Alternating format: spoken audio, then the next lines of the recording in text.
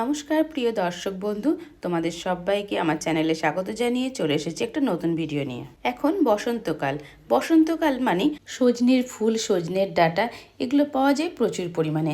বসন্তের শুরুর দিকে যে কচি কচি ডাঁটাগুলো পাওয়া যায়, সেই ডাঁটা দিয়ে দুর্দান্ত অনেক রকম রেসিপি তৈরি করা যায়। তো আজকে আমি তোমাদের সামনে বড়ি, আলু, মটরশুঁটি দিয়ে সেই কচি কচি ডাঁটার একরকম রেসিপি বানাবো, যেটা তোমরা এইভাবে বানিয়ে খেলে তোমাদেরও কিন্তু ভীষণ ভালো লাগবে।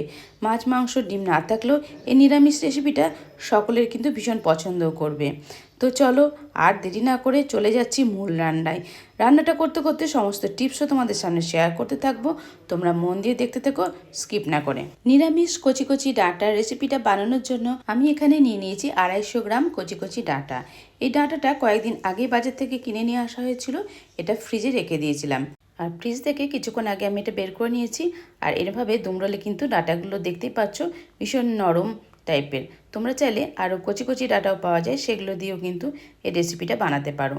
এখন ডাঁটাগুলো কেটে নেওয়ার পালা। এই কচি ডাঁটাগুলো আমি কাঁচি দিয়ে কাটবো, কারণ শক্ত হলে কিন্তু কাঁচি দিয়ে কাটতে পারবে না। তো একটু একটু করে এই সামনের দিকটা বাদ দিতে হবে, আর পেছন দিকের একটু বাদ দিয়ে দিতে হবে। তো কয়েকদিন যেহেতু ফ্রিজে ছিল, সেই জন্য একটু শুকনো শুকনো টাইপের হয়ে গেছে। তো আমি এই দুই দিকটা কেটে বাদ দিলাম। তবে এখানে একটা তোমাদের সামনে টিপস শেয়ার করছি। তোমরা যদি ডাঁটা রেখে দাও ফ্রিজের মধ্যে, যদি শুকিয়ে যায়, সেক্ষেত্রে ফ্রিজ থেকে বের করে জলে ভিজিয়ে রাখবে, দেখবে অনেকটা নরম হয়ে যাবে।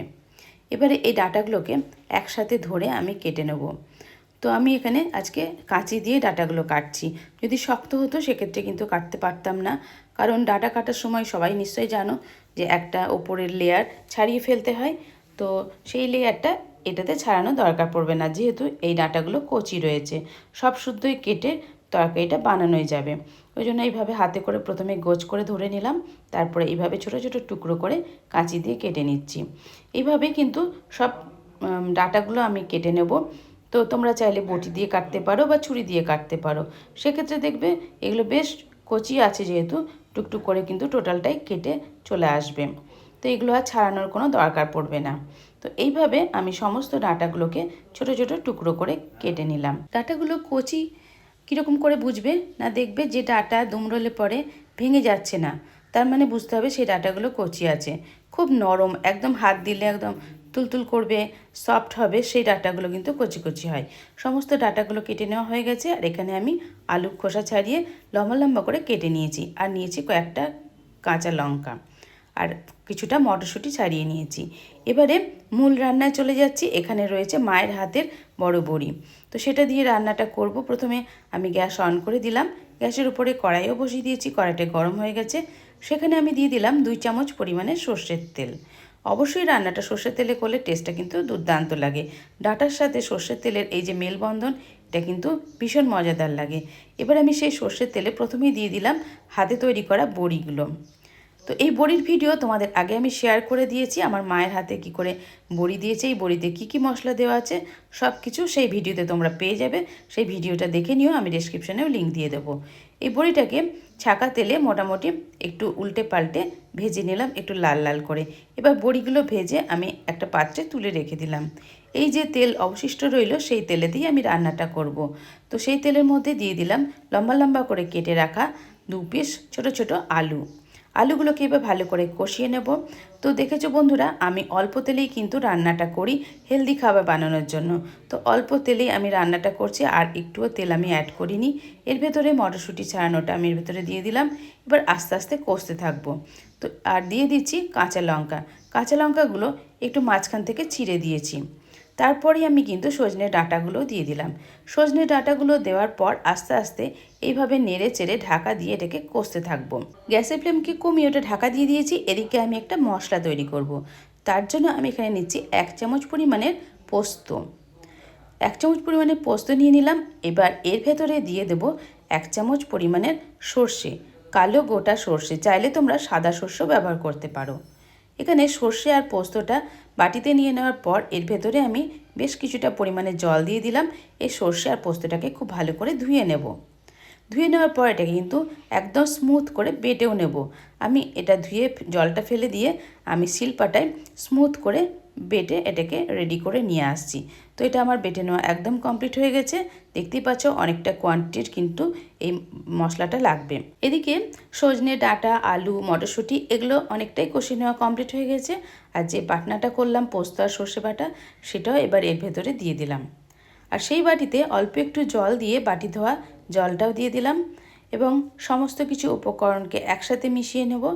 গ্যাসের ফ্লেমকে একটু বাড়িয়ে দিলাম, হাই করা যাবে না, তাহলে কিন্তু সর্ষে পোস্তটা পুড়ে যেতে পারে। 2-4 বার এইভাবে আস্তে আস্তে নেড়ে চেড়ে দিলে এক্সট্রা জলটাও শুকিয়ে যাবে আর এটা খুব সুন্দর কষে নেওয়া হবে। তারপর আমি ভেজে রাখা বড়িগুলো এর ভেতরে দিয়ে দিলাম। যেহেতু এটা হাতে তৈরি করা বড়ি, সেই জন্য আমি এখনই দিয়ে দিলাম। বাজারের বড়িতে চালের গুঁড়ো, ময়দা এসব মেশানো থাকে, তো ঝোলে দিতে দিতেই কিন্তু গলে যায় দেখবে। এটা যেহেতু বাড়ির একদম পিওর কলাইয়ের ডালের বড়ি, সেই জন্য একটু সেদ্ধ হতে সময় লাগবে বলে বড়িটা দিয়ে দিলাম আর অল্প একটু জল দিলাম। এবার দিয়ে দিচ্ছি নুন, হলুদ আর চিনি। চিনিটা অবশ্যই দিতে হবে, কারণ সজনে ডাঁটার মধ্যে একটা হালকা তেতো ভাব থাকে, সেই তেতো ভাবটাকে দূর করার জন্য চিনিটা কিন্তু দিতে হয়। তো আমি অল্প 1 চামচ পরিমাণে চিনি দিয়ে দিয়েছি। এবার বেশ কিছুটা পরিমাণে জল দিয়ে দিলাম। এই জলটা যেহেতু বড়িটা দেওয়া আছে, বড়িতে কিন্তু এই জলটা টেনে নেবে আর বড়িটা খুব সুন্দরভাবে সেদ্ধ হয়ে যাবে। তো সেই জন্য হালকা উষ্ণ জল যদি তোমরা দিতে পারো, সেক্ষেত্রে হালকা উষ্ণ জল দিয়ে দেবে, তাহলে পরে কিন্তু রান্নাটা খুব তাড়াতাড়ি হয়ে যায়। এখন আমি জল দেওয়ার পর ঢাকা দিয়ে রেখে দেবো 3 থেকে 4 মিনিট। তো 3 থেকে 4 মিনিট পর আমি ফিরে এসেছি। এবার ঢাকা খুলে দেখাচ্ছি, দেখো জলটা কিন্তু টেনে নিয়েছে আর বড়িগুলোও কিন্তু সেদ্ধ হয়ে দেখো ভেঙে যাচ্ছে নাড়তে নাড়তেই। তো এরকমভাবেই কিন্তু তৈরি হয়ে গেল আমার আজকের এই ডাঁটার এই রেসিপিটা। এই রেসিপিটা খেতে কিন্তু দুর্দান্ত লাগে। এবার দেখাচ্ছি যে ডাঁটাগুলো সেদ্ধ হয়েছে কিনা, কারণ অনেকেই কিন্তু যখন আমরা বড় ডাঁটা তরকারি তৈরি করি, আগে ডাঁটাটাকে একটু জলে ভাপিয়ে নিই।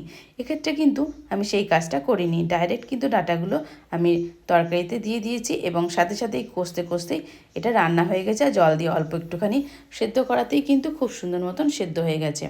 তো এখন গ্যাসের ফ্লেমকে অফ করে দিলাম। এবার পরিবেশনের পালা। দেখো এই রেসিপিটা তৈরি করেছি, কতটা সুন্দর লাগছে। এরকম ধরনের করতে হবে, ঝোল ঝোল করলে ভালো লাগবে না, একটু মাখো মাখো ধরনের এই রেসিপিটা হলে খেতে ভালো লাগে। গরম গরম ভাতের সাথে প্রথম পাতে এই রেসিপিটা বেশ মাখিয়ে যদি ভাতের সাথে খাওয়া হয় তো অসাধারণ লাগে। এই নিরামিষ রান্নাটা আমার তো ভীষণই ভালো লাগে, আশা করছি তোমাদেরও ভীষণ ভালো লাগবে। এইরকমভাবে এই নিরামিষ রেসিপিটা তোমরা নিরামিষের দিনে বানিয়ে খাবে এবং বাড়িতে গেস্ট আসলে তাদেরকেও বানিয়ে খাওয়াবে, তারাও কিন্তু ভীষণ পছন্দ করবে। তো আজকের ভিডিওটা ভালো লাগলে তোমাদের ফ্রেন্ড সার্কেলকে অনেক অনেক শেয়ার করার অনুরোধ রইল। আর যদি নতুন বন্ধু হয়ে থাকো, অবশ্যই আমার চ্যানেলটিকে সাবস্ক্রাইব করে নোটিফিকেশন ডান করে আমার পাশেই থেকো। আমার কাজের উৎসাহ বাড়ানোর জন্য একটা লাইক এবং একটু কমেন্ট করে লিখে জানিও কেমন লেগেছে তোমাদের। নেক্সট টাইম চলে আসবো আরও নিত্য নতুন ভিডিওর সাথে। আজকের ভিডিওটা দেখার জন্য তোমাদেরকে অসংখ্য ধন্যবাদ। তোমরা বাড়িতে থাকো, সুস্থ থাকো। নেক্সট টাইম চলে আসছি নিত্য নতুন ভিডিওর সাথে। Tata, bye bye.